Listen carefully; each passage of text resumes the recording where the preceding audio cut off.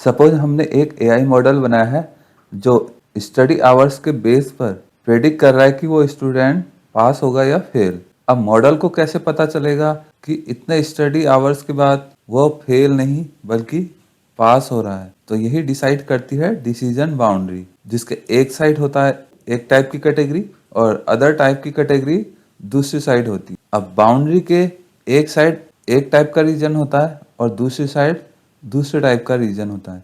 या कह सकते हैं कि बाउंड्री के एक साइड एक क्लास होती है और दूसरी साइड अदर टाइप की क्लास होती है। और डिसीजन जो एमएल मॉडल है वो इसी बाउंड्री के अकॉर्डिंग डिसीजन लेता है कि कौन सी कैटेगरी को प्रेडिक्ट करना है। तो डिसीजन बाउंड्री एक बाउंड्री है या कह सकते हैं कि पॉइंट, लाइन या सरफेस है जिसका यूज किसी क्लास को प्रेडिक्ट करने में होता है। इस पॉइंट, लाइन या सरफेस के एक साइड एक टाइप की क्लास होती है और दूसरी साइड दूसरे टाइप की क्लास होती है। अब डिसीजन बाउंड्री को हम लॉजिस्टिक रिग्रेशन से समझ लेते हैं।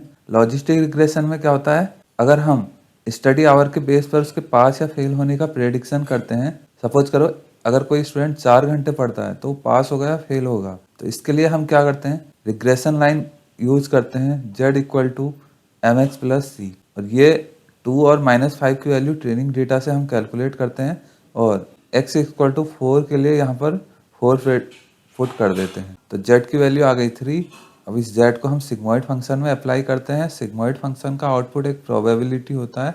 अब अगर ये प्रोबेबिलिटी 0.5 से बड़ी होती है तो हम उसको क्लास 1 में प्रेडिक्ट करते हैं और अगर ये प्रोबेबिलिटी 0.5 से छोटी होती है तो हम उसको क्लास 0 में क्लासीफाई कर देते हैं। अब अगर हमें डिसीजन बाउंड्री कैलकुलेट करनी हो तो लॉजिस्टिक रिग्रेशन के केस में डिसाइड कहाँ पर हो रहा है कि प्रोबेबिलिटी अगर 0.5 से बड़ी है तो 1 क्लास होगी, अदरवाइज 0 क्लास होगी।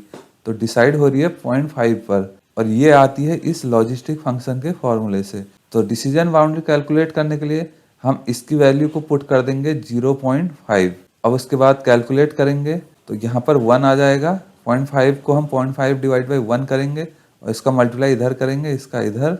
तो उसके बाद ये इक्वेशन आती है। उसके बाद इस 0.5 को अंदर मल्टीप्लाई कर देंगे तो फिर आती है ये वाली इक्वेशन। उसके बाद फिर ये, अब यहाँ पर 0.5 से 0.5 कट जाएगा, फिर बचा ये वाली इक्वेशन। अब हम यहाँ पर दोनों साइड नेचुरल लॉग ले लेंगे तो ln e की power minus Z equal to ln1। ln1 होता है 0 और ये ln से e कैंसिल हो जाएगा तो बचेगा माइनस जेड। तो माइनस जेड इक्वल टू 0 और z इक्वल टू 0 पर डिसीजन बाउंड्री आई।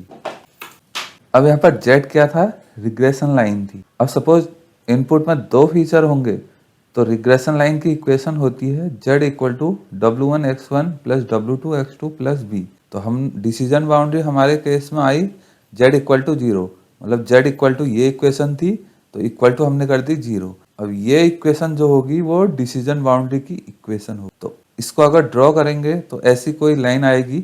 अब इस लाइन में एक साइड होंगे क्लास 0 और अदर साइड होंगे क्लास 1। अब यहाँ पर तो 2 इनपुट फीचर थे।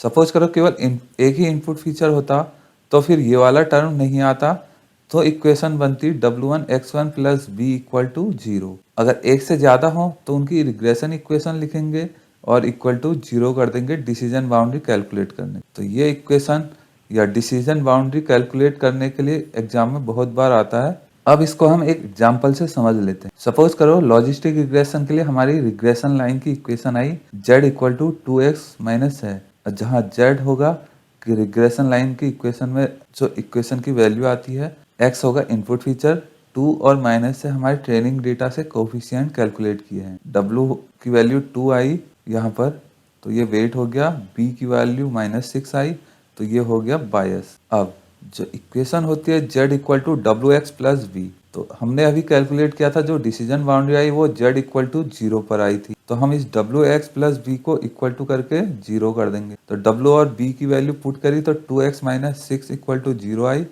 2x इक्वल टू 6 और x की वैल्यू आ गई 3। मतलब x इक्वल टू 3 पर डिसीजन बाउंड्री बन रही और x इक्वल टू 3 पर जो प्रोबेबिलिटी आएगी वो आएगी 0.5 और z की वैल्यू आएगी।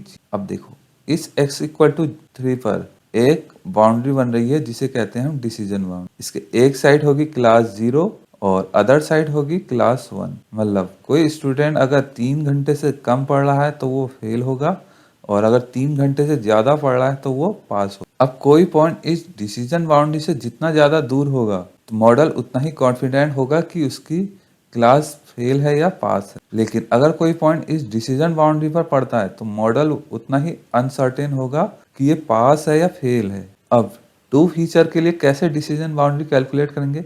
हम जस्ट डिसीजन बाउंड्री कैलकुलेट करने के लिए रिग्रेशन लाइन रखेंगे z इक्वल टू ये वैल्यू आई और इसको इक्वल टू करके रख देंगे 0। उसके बाद इसको सॉल्व करेंगे तो जो इक्वेशन बनेगी ये बनेगी x2 equal to 20 minus 4x1। हम कुछ नहीं करेंगे, इसको इस साइड ले जाएंगे और इसको फिर 2 से मल्टीप्लाई कर देंगे पूरी इक्वेशन को, तो इक्वेशन आ जाएगी ये। अब अगर हम इसको प्लॉट करेंगे तो इसकी इक्वेशन कुछ ऐसे ड्रॉ होगी। तो ये जो लाइन होगी इस इक्वेशन को रिप्रेजेंट कर रही होगी। इस लाइन के एक साइड होगी क्लास 1 और अदर साइड होगी क्लास 0। अब समझते हैं कि डिसीजन बाउंड्री क्यों इम्पोर्टेंट है। एक तो हम विजुलाइज कर सकते हैं कि डिसीजन बाउंड्री देखकर कि मॉडल कितना श्योर होगा। अब जैसे ये डेटा पॉइंट इससे इधर साइड है और इससे इधर साइड है, अब दिख रहा है कि मॉडल श्योर है कि डेटा पॉइंट किस साइड है, मतलब इसकी जो मॉडल जो वर्क करेगा वो बहुत अच्छा वर्क करेगा। अब यही डेटा पॉइंट इसी की लाइन के आसपास होते तो मॉडल उतना अच्छा परफॉर्म नहीं करता, क्योंकि वो श्योर नहीं होता कि इसकी क्लास 1 है या 0 है। तो विजुअलाइजेशन के लिए इसका यूज हो किया जाता है। अब मॉडल बिहेवियर को समझने के लिए भी इसका यूज किया जाता है। सपोज करो हम अगर फीचर की वैल्यूज को चेंज करें तो ये डिसीजन बाउंड्री भी मूव होती है। तो हम देख सकते हैं कि किसी फीचर को चेंज करने पर या वेरी करने पर उसका डिसीजन बाउंड्री पर क्या इफेक्ट पड़ रहा है। ऐसे ही अनसर्टेनिटी एनालिसिस कर सकते हैं कि जस्ट सपोज करो हमें x इक्वल टू 6 पर प्रेडिक्ट करना है, तो हम उसको इस प्लॉट में देखेंगे कि वो पॉइंट कहाँ पड़ रहा है। अगर वो पॉइंट इस जगह पर पड़ा है तो x इक्वल टू 6 पर मॉडल कॉन्फिडेंट होगा कि वो पास होगा। अगर यही पॉइंट यहाँ पर पड़ता तो मॉडल्स कॉन्फिडेंट नहीं होता कि वो पास है या फेल है, चाहे वो प्रेडिक्ट पास ही कर देता। So decision boundary helps in classification, understanding model behavior and finding uncertainty. It makes model smarter, interpretable and more reliable in real life. So exam में लिखने के लिए a decision boundary is an imaginary line, curve or surface that separate different classes in a classification problem, and it represents the point where the machine learning model changes its prediction from one class to another. अब एक feature के case में जो decision boundary होगी वो होगी point के form में, दो फीचर के केस में डिसीजन बाउंड्री होगी एक लाइन, और 3 इनपुट फीचर के केस में डिसीजन बाउंड्री होगी surface. So that's all in today's lecture. Keep learning, keep growing.